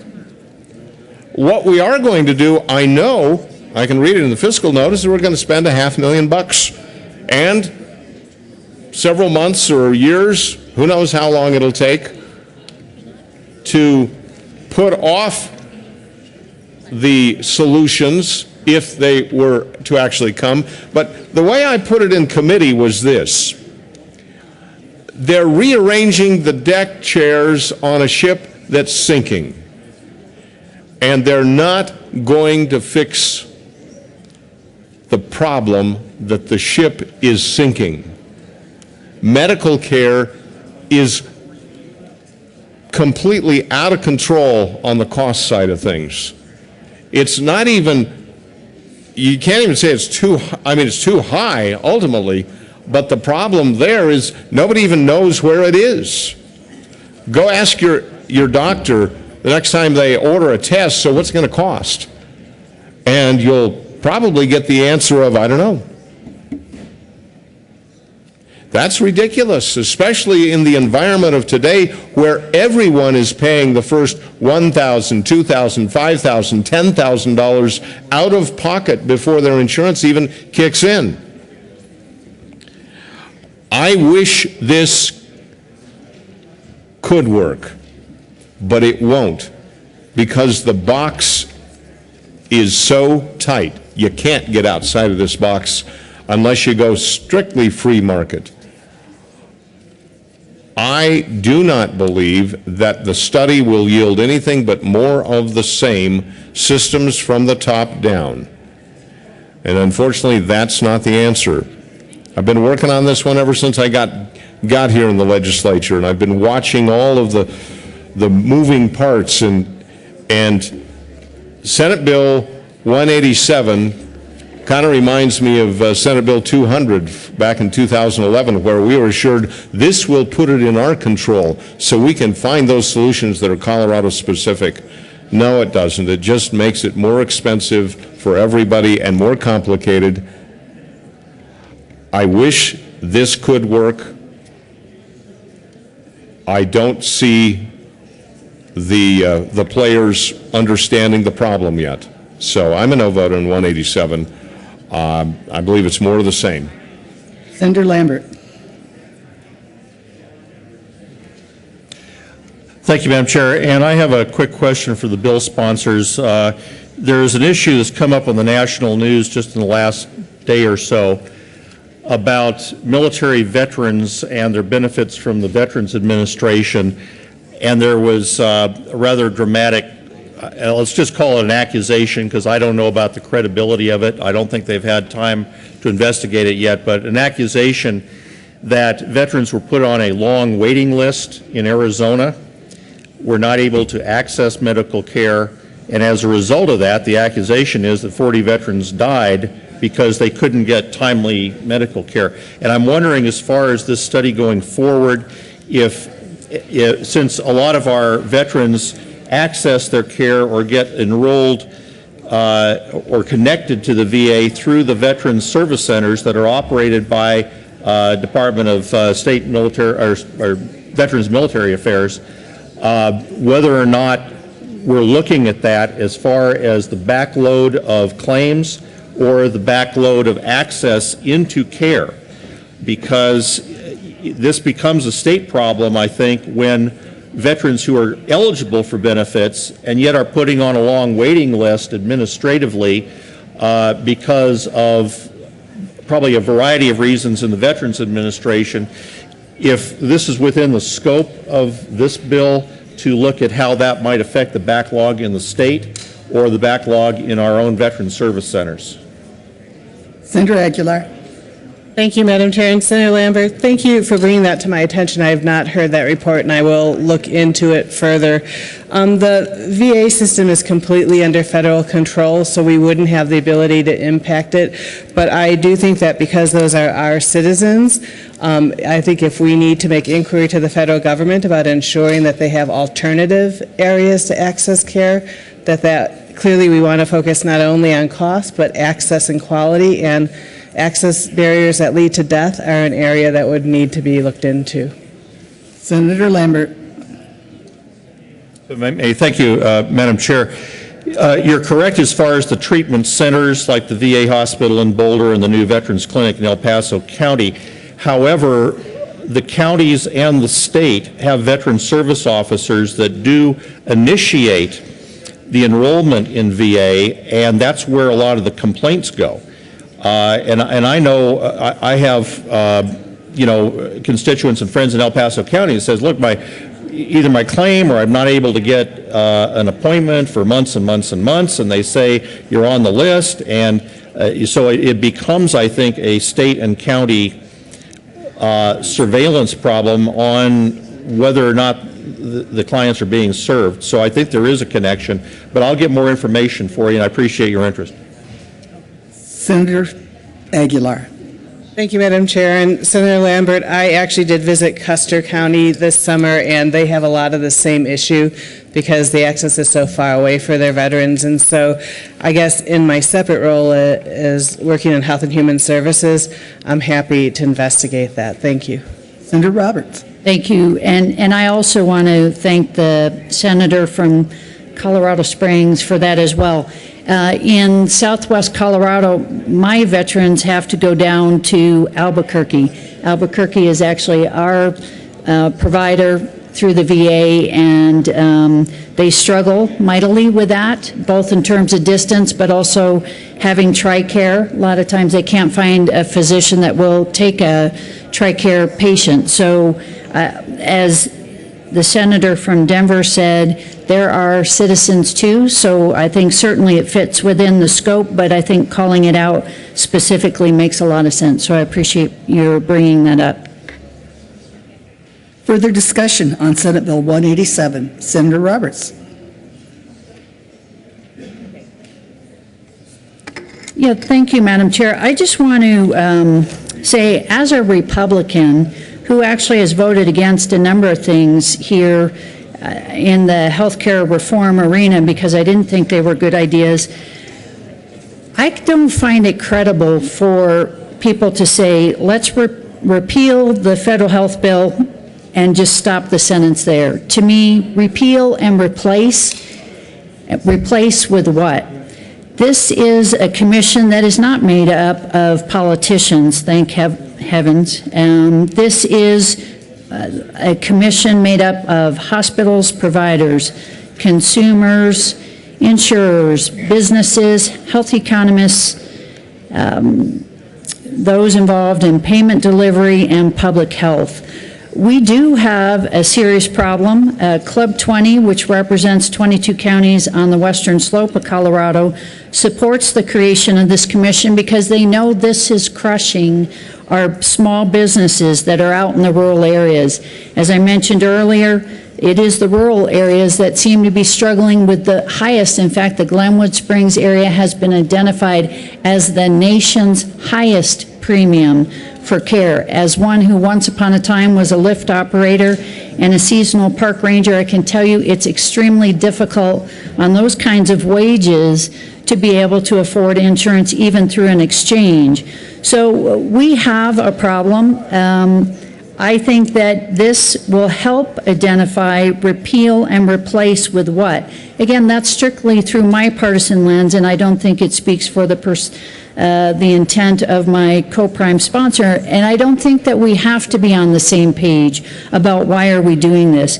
For me, I think this cost commission is going to reveal the many flaws that have occurred, either weren't addressed in the first place or were mistakenly addressed in some of the healthcare reform efforts, be it national or on a statewide level. I do think that oftentimes, though, we do get very concerned about how much money is spent on health care, and that's appropriate because as we see even this year, we're being asked to choose between K-12 and health care. We're being asked to choose between higher ed and health care. We're being asked to choose between roads, broadband, you name it in our budget. We're being asked to choose between those and health care. And yet at the goal of health care is healthy people.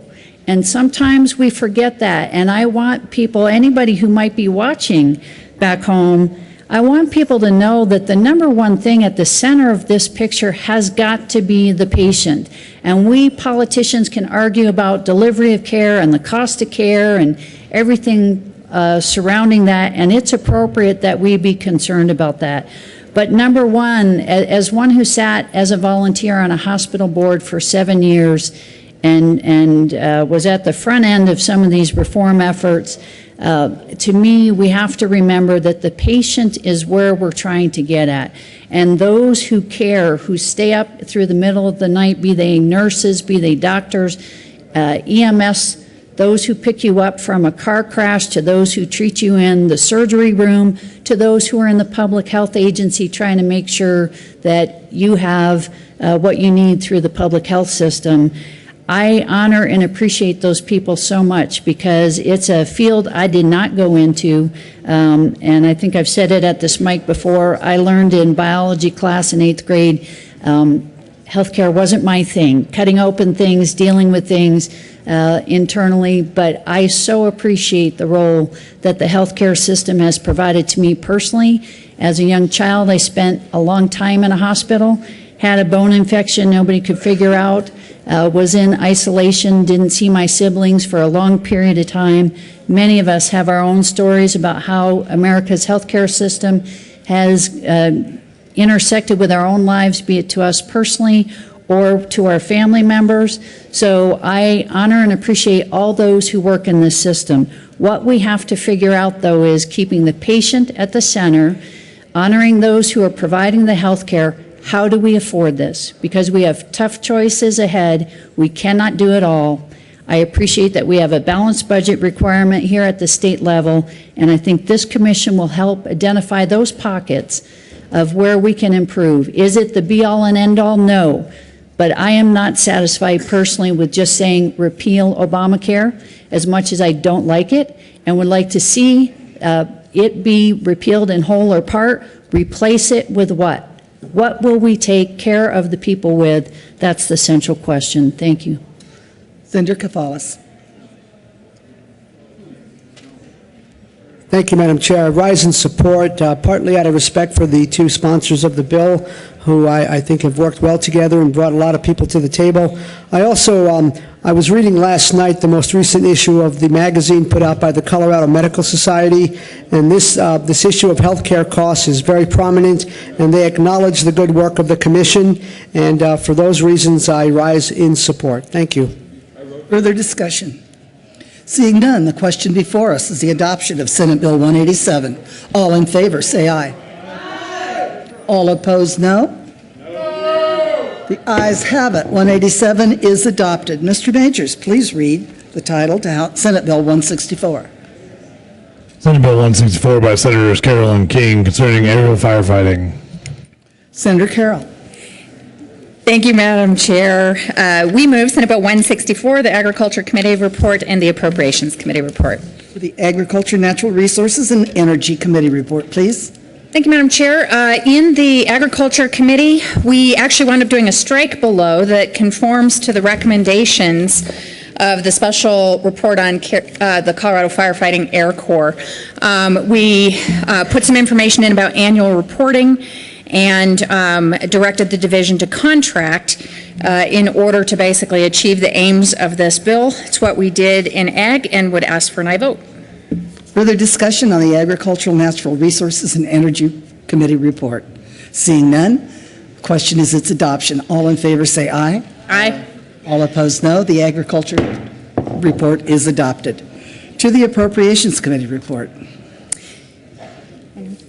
Senator Carroll. Thank you, Madam Chair. The wise chair of the Appropriations Committee helped us put the appropriations clause on here, which is the FTE, and it puts all of the recommendations, including the Center for Excellence, which we'll talk about later, really within the available appropriations for the bill, and ask for an aye vote.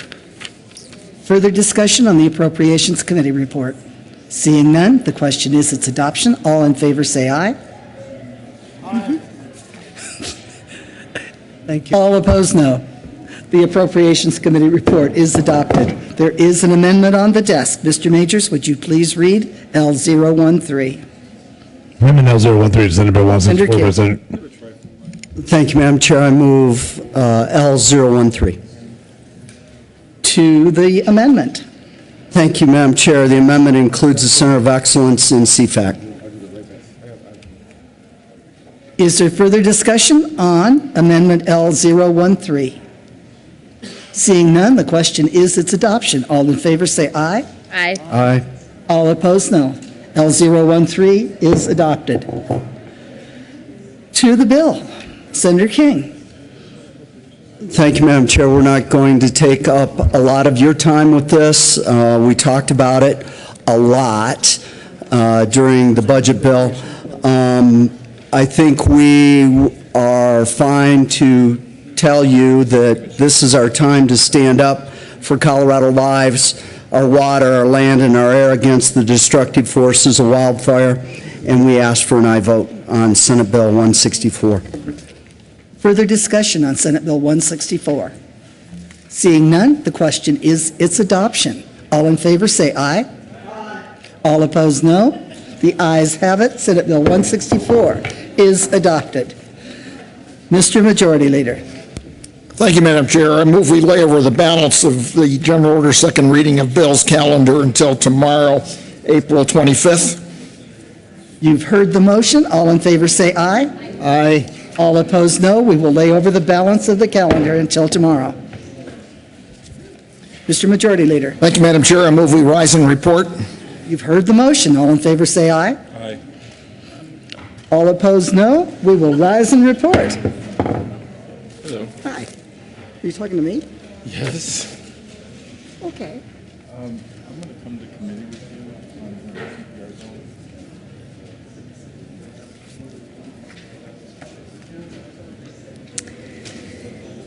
The Senate will come back to order.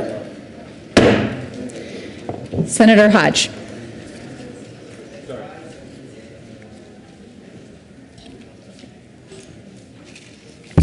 Thank you, Madam Chair. We've had a number of bills under discussion. Mr. Majors, would you please read the report? President. Please. April 24, Thank you, Madam 2014. President. April 24, 2014, Madam President, your committee of the whole basically reports that a consideration of the following tax bills being second read thereof makes following recommendations thereon. Senate Bill 3 is amended, Senate Bill 176 is amended, Senate Bill 187 is amended, Senate Bill 164 is amended, passed the second reading in order to gross space accounting for third reading final passage. Senate Bill 177, Senate Bill 178, House Bill 1216, Senate Bill 118, House Bill 1330, House Bill 1072, House Bill 1014, House Bill 1170, House Bill 1205, House Bill 1211, House Bill 1221, laid over until April 25th, 2014, are taking their place on the calendar. There is an amendment on the desk. Mr. Majors, would you please read Committee of the Whole Amendment 1? Committee of the Whole Amendment 1 to Senate Bill 3. Senator Nicholson moved to amend the report of the Committee of the Whole to show that the following Nicholson floor amendment L006 in Senate Bill 3 did not pass and that the following amendment did pass.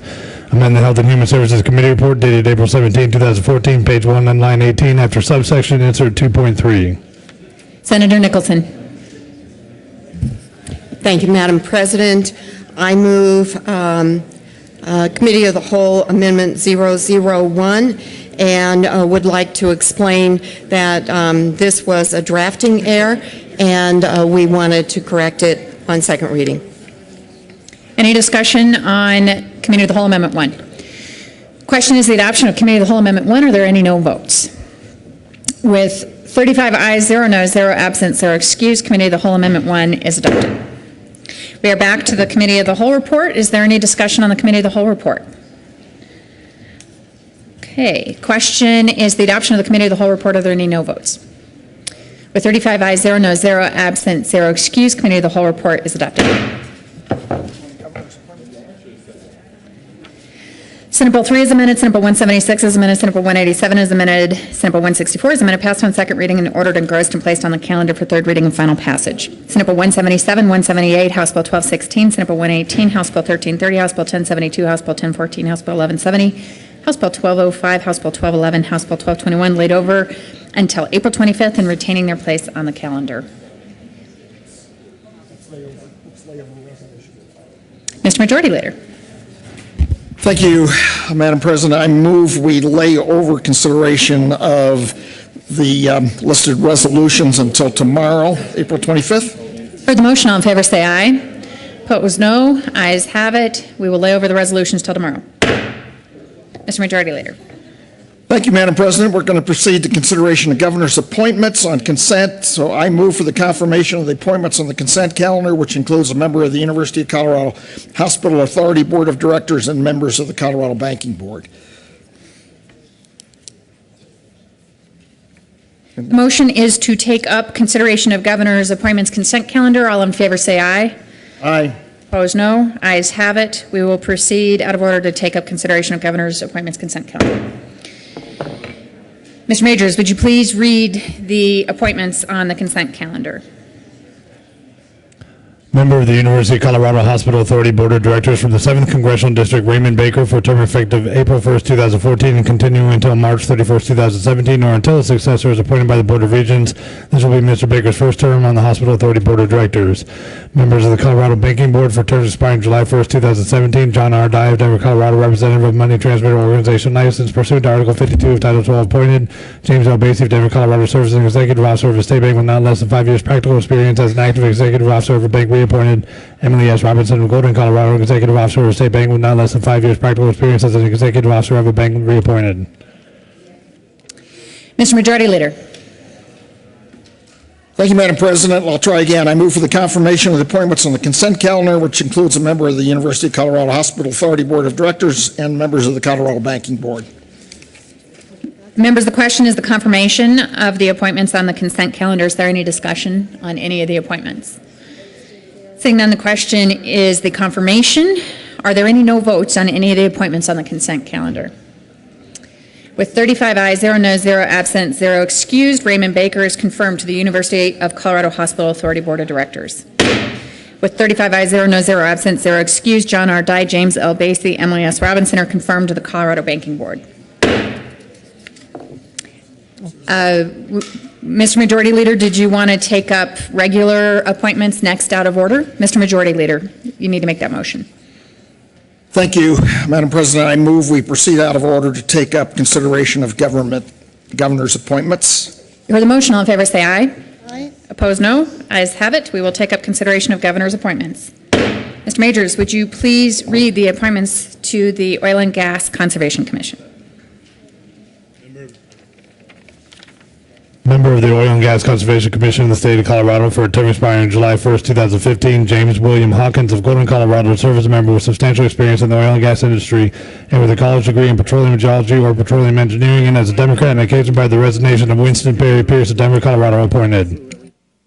Senator Schwartz. And thank you, Madam President. And I move for the confirmation of James Williams Hawkins of Golden, Colorado, as a member of the Oil and Gas Conservation Committee for the state of Colorado. Any discussion? Question is the confirmation. James Williams Hawkins to the Oil and Gas Conservation Commission. Is there any discussion? Are there any no votes? With 35 ayes, 0 noes, 0 absent, and 0 excused, James William Hawkins is confirmed to the Colorado Oil and Gas Conservation Commission.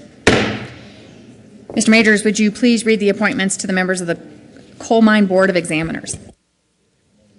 Members of the Coal Mine Board of Examiners for terms expiring July 1st, 2017, Alan Reed Bales of Hotchkiss, Colorado, a coal mine owner, operator, manager, or other mine official actively engaged in underground mining, reappointed. Gerald Justin Fedenek of Craig, Colorado, coal mine owner, operator, manager, or other mine official actively engaged in the surface mining industry, reappointed. Senator Schwartz. Thank you, Madam President. And I move Alan Reed Bayless of Hotchkiss, Colorado, and Gerald Justin Finenis, of Craig, Colorado, as a coal mine owner and for the Coal Mine Board of Examiners. Any discussion? Question is the confirmation of Alan Reed Bales and Gerald Justin Fednick to the members Coal Mine Board of Examiners. Are there any no votes? With 35 ayes, 0 noes, 0 absent, 0 excused, Alan Reed Bayless and Gerald Justin Fednick are confirmed to the Coal Mine Board of Examiners. Mr. Majors, would you please read the appointments to the Colorado State Fair Authority Board of Commissioners? Member of the Colorado State Fair Authority Board of Commissioners for a term expiring November 1st, 2017, William Joseph Hibble of Colorado Springs, Colorado, Republican residing in the 5th Congressional District, appointed. Senator Schwartz. And thank you, Madam President. And I move for the confirmation of William Joseph Hibble of Colorado Springs to the Colorado State Fair Authority Board of Commissioners. Any discussion? Question is the confirmation of William Joseph Hibble to the Colorado State Fair Authority Board of Commissioners. Are there any no votes? With 35 ayes, 0 noes, 0 absent, 0 excused, William Joseph Hibble is confirmed to the Colorado State Fair Authority Board of Commissioners. Mr. Majors, would you please read the appointment to the Colorado Agricultural Development Authority Board of Directors?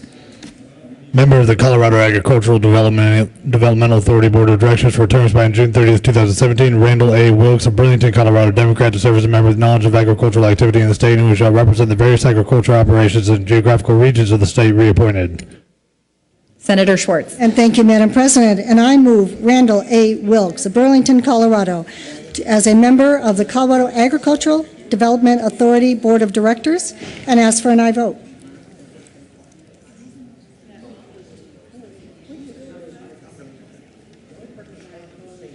Any discussion? Question is the confirmation of Randall A. Wilkes to the Colorado Agricultural Developmental Authority Board of Directors. Are there any no votes? With 35 ayes, 0 noes, 0 absent, 0 excused, Randall A. Wilkes is confirmed to the Colorado Agricultural Development Authority Board of Directors. Mr. Majority Leader. Thank you, Madam President. I move we lay over the balance of the calendar until April 25th, tomorrow. All right. Heard the motion. All in favor say aye. Opposed, no. Ayes have it. We'll lay over the balance of the calendar until tomorrow. Message from the House. April 24, 2014, Madam President, the House has adopted and transmits herewith House Joint Resolution 1019. The House has adopted and returns herewith Senate Joint Resolution 34. The House has passed on third reading and transmitted the advisory statutes House Bill 1383. The House has passed on third reading and transmitted the advisory statutes House Concurrent Resolution 1002. The House has passed on third reading and transmitted the advisory statutes House Bill 1381 as amended, 1066 as amended, 1352 as amended, 1384 as amended, 1372 as amended.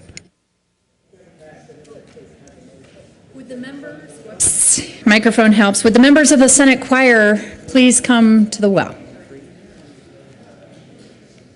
Choir?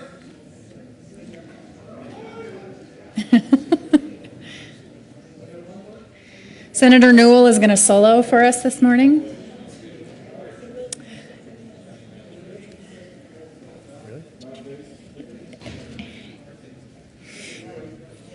Today is our Secretary, Cindy Markwell's birthday. So, yes, Cindy. Cindy, I think you need to stand up, be embarrassed, maybe in the center. The whole Senate, really. We're all a choir today. All right. All rise. Happy birthday. Lip syncing is fine. Would the choir please help us wish Cindy a happy birthday today? Happy birthday to you. Happy birthday to you. Happy birthday, dear Cindy. Happy birthday to you.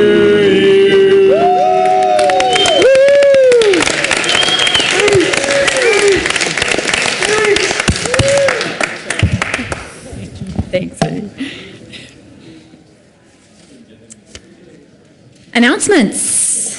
Senator Kafalis.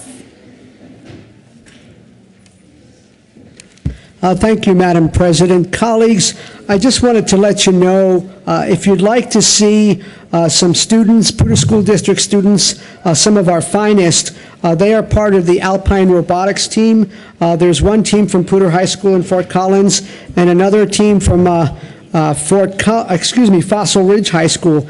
They have brought their robots. They competed recently in the first robotics regional competition at DU, and Team 159, Team 4388 are with their robots outside of 271 on the second floor. Would encourage you to stop by and see their genius at work. Thank you. Senator Crowder.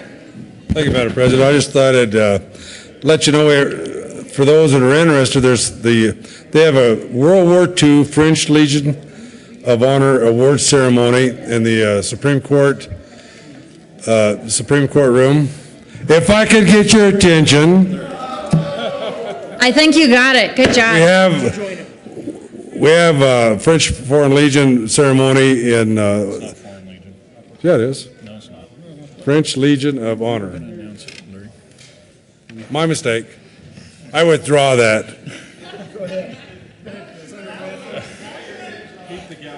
Stay up here. Stay up here. Senator Grantham. Thank you, Madam President.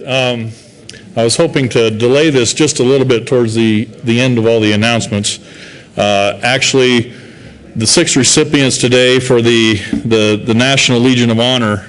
It's a ceremony honoring 6 of our World War II vets. It's an honor given by the government of France for these 6 and their service in the European theater. The reason I was very interested in this is one of them happens to be my great uncle. Wow. His name is Claude Osborne. He was in the U.S. Army Air Corps, and really fantastic guy. There's a great, if you got the email, folks, there's a great bio on each and every one of the heroes that are being honored today, including Staff Sergeant Claude Osborne, who was actually born down in Crowley, Colorado, and graduated from Crowley High School down there with his twin brother Clyde, and a couple or 3 years younger than my grandfather, George Osborne. But there's a great bio on him and all the service that he had in the World War II theater, including his decorations with the European, African, Middle Eastern Service Medal, the American Defense Service Medal, 2 Distinguished Unit Citations, and the Good Conduct Medal. Campaign ribbons include the Tunisia, Sicily, Naples, Foggia, Southern France, Northern France, Rome, Arno, Rhineland, and Central Europe. He got around during World War II, and really appreciate his service and all the others that are being honored. He and all of his family are actually on the way in the building right now, and I was hoping they would get in the room here so I could introduce them to all of you. That may not happen before we finish up, but if it does happen, I will make sure to point them out to everybody. So thanks to all of our servicemen and those that are being honored today. Thank you.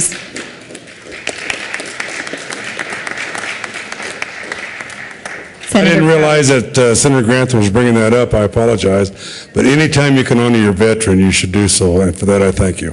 Thank you. Senator Baumgartner was next. Thank you, Madam President. Also, at this time, started at 10 till 2, State Patrol has a exhibition going on out on the west steps out in that area. Talk about what they do and the technology that they have and how they help with our law enforcement in the state. So if you have time, please stop by. Thank you. Senator Hodge. Thank you, Madam President. 3 of my constituents got that honor at the last awards ceremony. It's really a moving thing. If you could go, do. But what I really want to talk about is Senate appropriations. We're going to take the chance and start at 8 instead of 7:30 tomorrow morning.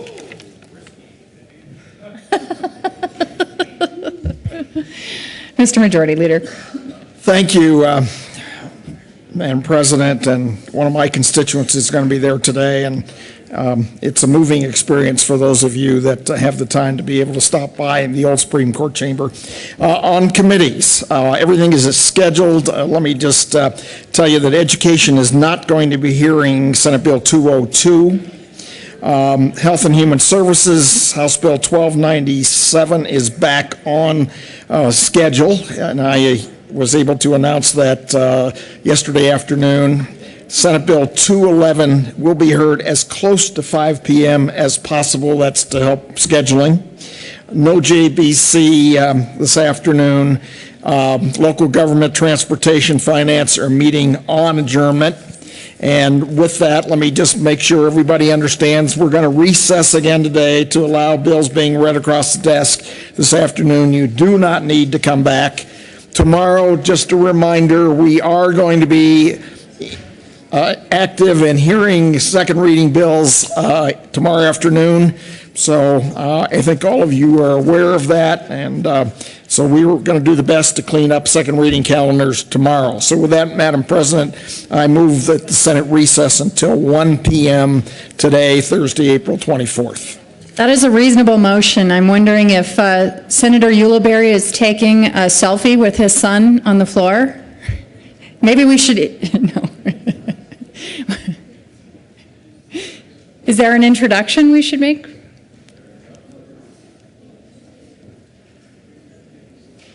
Senator Ulibarri. Thank you, Madam President. You may know today is Take Your Child to Work Day. I have my nephew with me. He asked me not to come up here and embarrass him, but that's exactly what the Senate President did, so thank you very much, Madam President. My apologies. It is okay. That is my nephew, Rafai Macias, in the back. He's joining me today, so please help me welcome him to the Senate chamber. Your uncle did not ask me to do this. I just saw a cute photo happening there. So the motion is for the Senate to recess until 1 p.m. later today. All in favor say aye. Aye. Opposed, no. Ayes have it. The Senate will stand in recess till 1 p.m. today.